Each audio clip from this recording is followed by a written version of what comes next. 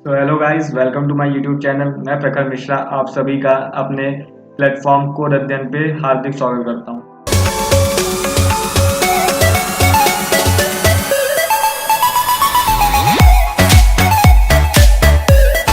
तो दोस्तों, जैसे हम लोग ने देखा अपनी पहली वीडियो में, जिसमें हम लोग ने जावा का इंट्रोडक्शन के बारे में डिटेल स्टडी की थी।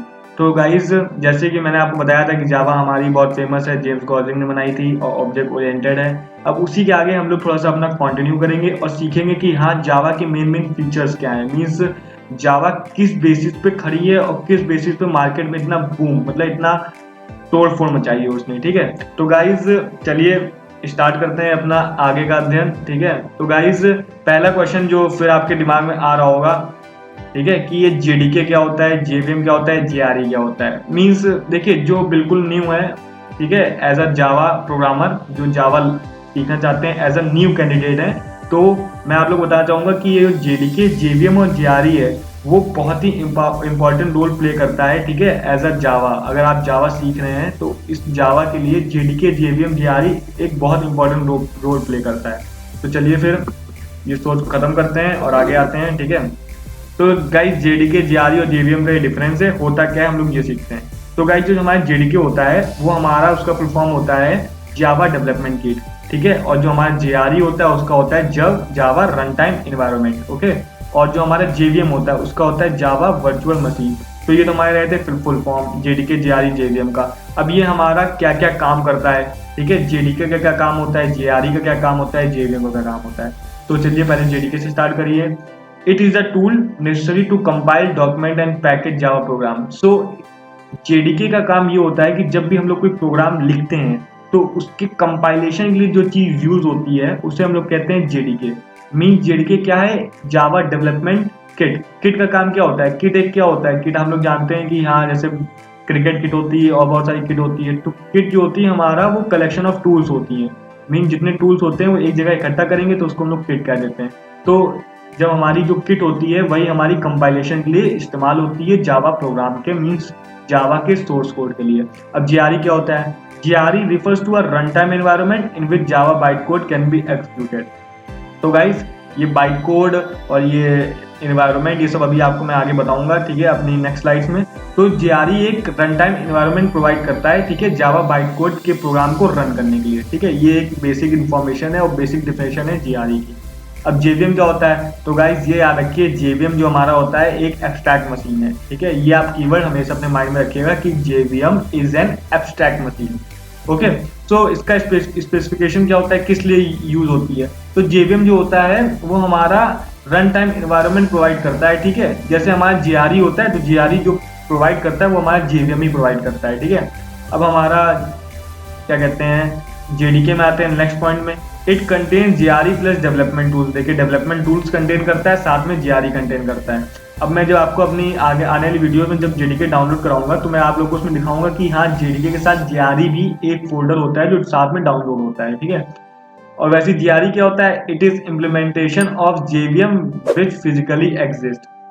तो हमारा जो जेआरई होता है वो जब हमारा जेवीएम, जेवीएम एक तरह से हम लोग का इंटरप्रेटर होता है। ठीक है, जो अभी हम लोग आगे पढ़ेंगे, जेवीएम ही हमारा इंटरप्रेटर होता है, तो जो उसको इम्प्लीमेंटेशन होता है उसी को हम लोग जेआरई कहते हैं। और जेवीएम क्या है, जेवीएम के हमारे थ्री नोटेशंस होते हैं, specification, implementation and run time instances. ठीक है, तो ये गाइस हमारा सिंपल थ्री डिफरेंसेस थे तीनों के बीच में, जेडीके, जेआरई, जेवीएम। तो गाइस कंफ्यूजन मिटी नहीं मिटी कि जेडीके, जेआरई, जेवीएम क्या है। ठीक है, तो गाइस अब हम लोग थोड़ा देखते हैं कि जेडीके जो था, जो हमारा डेवलपमेंट किट था, तो उसके कितने वर्जन आए थे और कब पहली बार वो टूल तैयार हुआ था, किट तैयार हुई थी, और अभी इस समय हम लोग कौन से वर्जन में हैं। तो गाइस 1995 में, जैसे हम लोगों ने देखा था कि हमारी जो जावा थी वो डेवलप हुई थी 1991 में एज अ ग्रीन टॉप। तो आगे इस टाइम पे 1995 में जेडीके बीटा रिलीज करी गई थी। ओके, उसके बाद हर साल एक एक वर्जन लोग देते रहे। 1996 में पहला जेडीके 1.0 जो हमारा पहला वर्जन था वो हमारा इनिशियली और ऑफिशियली डिक्लेयर हुआ था 1996 के जैन में। ओके, तो उसके बाद हर साल, हर ईयर रिवाइज ये लोग एक ना एक निकालते गए इसका वर्जन 1.1, 1.2, 1.3। और मैं आपको बता दूंगा जो हमारा JVSE8 है वो एज अ प्रोग्रामर आप लोग यूज करेंगे, JDK 8 डाउनलोड करेंगे, जो कि ये बेस्ट है क्योंकि इसमें ज़्यादा टूल्स भी हैं और जो ऐसे टूल्स हैं जो कि एक प्रोग्रामर के लिए हेल्पफुल होंगे, जो हम लोग के लिए हेल्पफुल होंगे। तो उसके बाद और वर्जन आए इसके 9, 10, 11, 12, इस समय 12.1 भी आ चुका है, ठीक है। तो गाइज ये सब इनके वर्जन थे, ठीक है, कब कौन सा वर्जन रिलीज हुआ था और कौन सा जेडीके इस टाइम पे हमारा चल रहा है, ठीक है गाइज। अब जो आपको समझ में आ गया, डाउट पूरे क्लियर हो गया, आपके दिमाग की बत्ती जल गई ना कि हाँ जेडीके, जेआरई, जेवीएम में क्या डिफरेंस है, जेडीके के कितने वर्जन है। तो चलिए आगे बढ़ते हैं, अपना बत्ती जला ली, अब थोड़ा सा ज्ञान की बात भी करते हैं।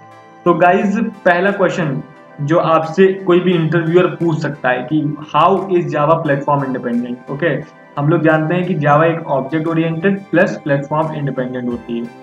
या अगर किसी ने सी पढ़ी होगी तो वो जानता होगा कि जो हमारी सी है वो प्लेटफॉर्म डिपेंडेंट है, वेयर जावा जो हमारी है वो प्लेटफॉर्म इंडिपेंडेंट है। तो ऐसा क्यों है, ठीक है, ऐसा क्यों है, वो सबसे बड़ी सोच है। यहाँ देखिए लड़की भी सोच रही है, कोई बात नहीं, लड़कियां भी सोचती हैं। ओके, तो चलिए इनकी कंफ्यूजन दूर करी जाए, बहुत अच्छा क्वेश्चन मार्क लगाया इन्होंने, ठीक है। तो होता क्या है ये, तो जावा जो हमारा है वो प्लेटफॉर्म इंडिपेंडेंट लैंग्वेज इसलिए कहलाता है क्योंकि वो हमारा जब हाई लो लेवल में लैंग्वेज देता है कन्वर्ट करके, तो वो जनरली सारे ऑपरेटिंग सिस्टम्स पर रन हो जाता है। अब चलिए इसकी वर्किंग समझते हैं क्या होता है, ठीक है। अब एज अ प्रोग्रामर आप क्या करते हैं, एक अपना प्रोग्राम लिखते हैं, ठीक है, जिसको हम लोग कहते हैं सोर्स कोड। सोर्स कोड को हमेशा याद रखिए, वो कोड होगा जो हम लोग खुद प्रोवाइड करेंगे, एज अ यूजर लिखता है, उसे हम लोग कहते हैं सोर्स कोड। अब जो हम लोग ये सोर्स कोड लिखेंगे वो हाई लेवल लैंग्वेज में होगा, मीन्स ह्यूमन रीडेबल फॉर्म में होगा, ठीक है। उसके बाद जब हम लोग सोर्स कोड को कंपाइल करेंगे, ठीक है, कंपाइल हम लोग किसकी हेल्प से करते हैं, जेडीके की हेल्प से, ठीक है। और जो कंपाइल करता है उसका एक नाम है, उसका नाम है जेवैक, मीन्स जावा कंपाइलर। तो ये हमारे सोर्स फाइल को कन्वर्ट करता है हमारे बाइट कोड में। ओके, बाइट देखिए, बाइट का मतलब होता है हमारा 0 और 1, ठीक है। मीन्स जब हमारा जेवैक मीन जावा कंपाइलर कन्वर्ट करेगा सोर्स कोड को बाइट कोड में, तो वो हमारा जो होगा वो डॉट क्लास फाइल में कन्वर्ट हो जाएगा। मीन्स देखिए, जब भी आप अपना सोर्स कोड सेव करेंगे तो उसके साथ एक्सटेंशन हम लोग यूज करेंगे डॉट जावा। जैसे आपने एक एटीएम का प्रोग्राम बनाया है तो उसका क्लास का नाम एटीएम है, तो आपने उसको सेव किया एटीएम डॉट जावा, और उसके बाद आपने उसको कंपाइल मार दिया as a use of CMD command prompt, या कोई भी आप इंटेलिजे कोई भी फ्रेमवर्क यूज कर रहे हैं तो, ठीक है।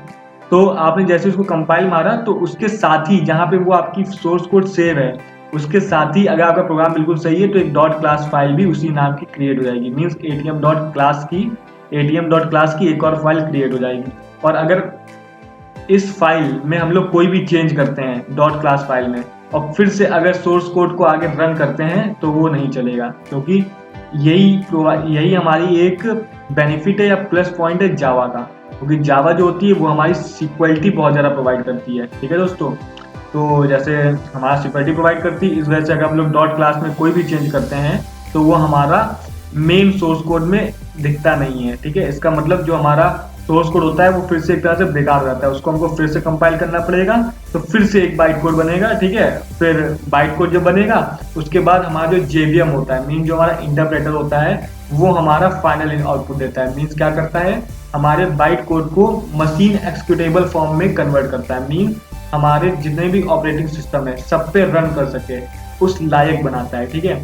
तो उस लायक बनने के लिए कौन बनाता है उसको, जेवीएम, जावा वर्चुअल मशीन, जो कि हमारा जावा इंटरप्रेटर भी होता है, ठीक है। अब यहाँ पे आपको गाइस दिख रहा होगा जेआईटी कंपाइलर, ठीक है। तो ज़्यादा थोड़ा सा आप परेशान ना होइए, ठीक है, अभी सब आएगा आगे, इसके बाद ही तो मेन पॉइंट है, ठीक है। जेआईटी जो है वो एक ज्ञान की बात आती है, ठीक है। तो ज्ञान की बात क्या होती है वो मैं आपको बताऊंगा, ठीक है।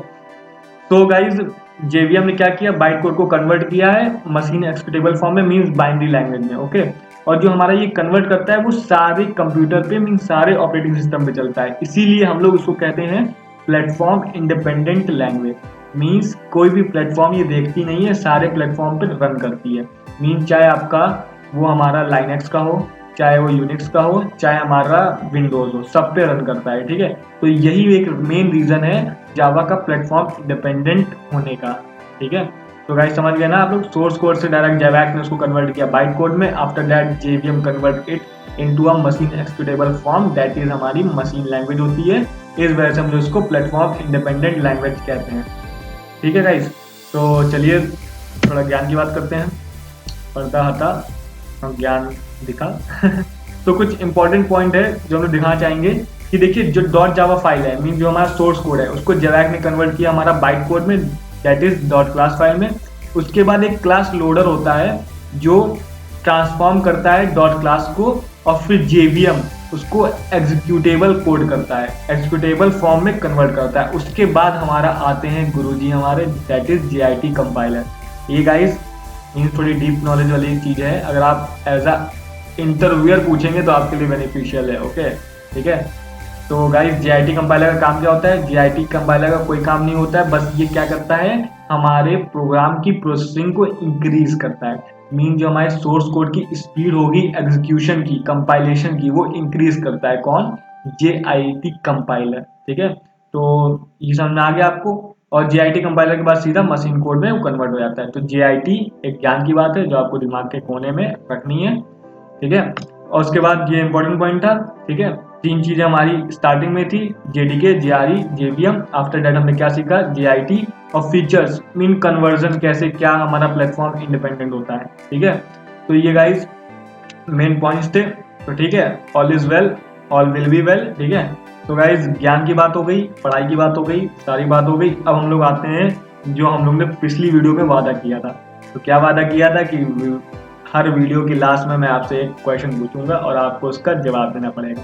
ठीक है, और जवाब कैसे देना है आपको? कमेंट में लिख कर देना है। ठीक है, चाहे तो आप गूगल बाबा की हेल्प ले सकते हैं। ठीक है, उनका हाथ सबके सर पे हमेशा रहेगा, तो जाइए पूछिए उनसे, हर चीज बताएंगे। पर गाइस दिमाग में रखनी है वो चीज़। ठीक है, क्योंकि ये ज्ञान की बातें और कोई देता नहीं है, ना कहीं से मिलती है। ठीक है, तो गाइस जो क्वेश्चन है वो ये रहेगा कि what do you mean by write once read anywhere, वोरा। ओके, तो गाइस इसको आपको सर्च करना है और मुझे कमेंट बॉक्स में इसका आंसर बताना है। फिर से मैं रिपीट करता हूँ, what do you mean by write once read anywhere in Java. ठीक है, तो गाइस कमेंट करते रहिए, अपना आंसर देते रहिए, और कितना आप एक्टिव है मैं भी जान पाऊंगा। मैं आपका पर्सनली रिप्लाई भी दूंगा सबका। ठीक है, अगर आपका सही है तो सही है, गलत है तो मैं आपको आंसर तो दूंगा नहीं, बस मैं आपको रॉन्ग बता दूंगा, पर अपनी नेक्स्ट वीडियो की स्टार्टिंग में उसका आंसर बताऊंगा। ठीक है गाइस, तो thank you for supporting us. और अगर मेरी वीडियो पसंद आई है तो प्लीज़ लाइक एंड सब्सक्राइब कर दीजिए, और बस आप लोग का यूं ही प्यार मिलता रहे हम लोग को, और हम लोग बहुत दूर तक जाए, साथ में चलेंगे, साथ में जीतेंगे। ओके, तो guys thank you so much and good bye, take care, stay healthy, stay happy, thank you. और एक बात और क्या थी? मुस्कुराएगा इंडिया तो जीत जाएगा इंडिया। Thank you.